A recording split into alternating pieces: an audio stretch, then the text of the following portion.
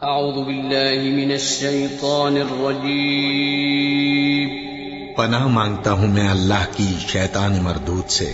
بسم اللہ الرحمن الرحیم شروع اللہ کا نام لے کر جو بڑا مہربان نہایت رحم والا ہے۔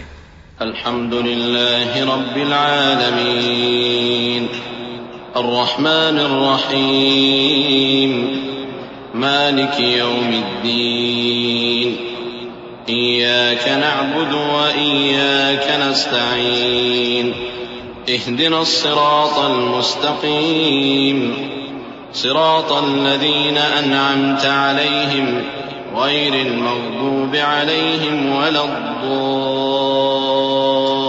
الضالین آمین۔